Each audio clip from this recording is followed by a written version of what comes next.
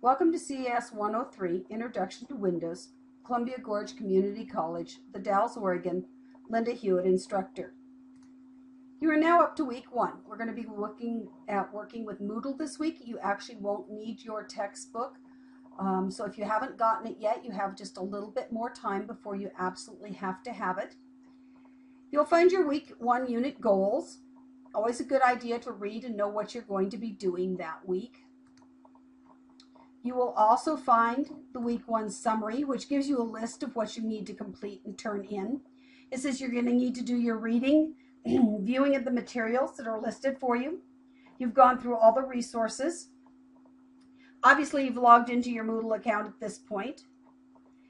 You've completed downloading and uploading practice in Moodle, and you've done your forum post and replied to at least one other student's post. So we'll kind of walk through that so you have kind of a general idea of what you need to do next. There are a number of items here. It doesn't matter whether you're using Windows 7 or Windows 8. When it says both, that means everybody's going to need to do that section.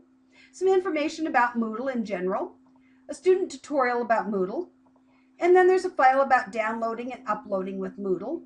And then what is downloading and what is uploading? People often say those backwards. If you think of the sky as being where your stuff is on the internet, if you want to get it from that location down to your computer, that is a download. You're moving it from above you down to your machine. If it's already on your machine and you want to get it up to that location, that is an upload.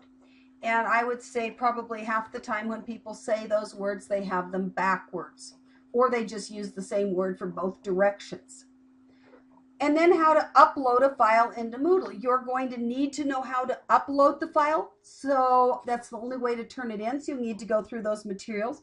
And if any more materials get added to this area at any point in time between when the video is made and when you're taking the class, you need to include those as well. There are a couple of additional information here. You don't have to do this, but if you do forget your username or your password, here's what you can do for a rescue.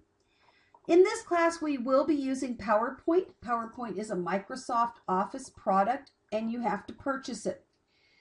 If you want the full suite, if you're going to go on and take CAS 133 or 216 or any of the other CAS classes, you're going to need to have Microsoft Office, or at least it would be helpful to have it. So therefore, you may want to just purchase it. And the bookstore has it probably as cheap as any place. But you can look online for it. And the student home version would easily do what you need here. But if you're going to do an access class, or even with 133, you have 1 week of access, then you need the professional level. So you can sort that out, but for this class you don't have to have Office, but you do have to have the PowerPoint viewer. It won't let you make one or edit mine, but it will let you view them. And you can download it right here's the link to get that so that you can go ahead and complete viewing all of the PowerPoints that are assigned. So that pretty well takes you through week 1. That's what you need to get completed and have turned in by midnight on Saturday night of the first week.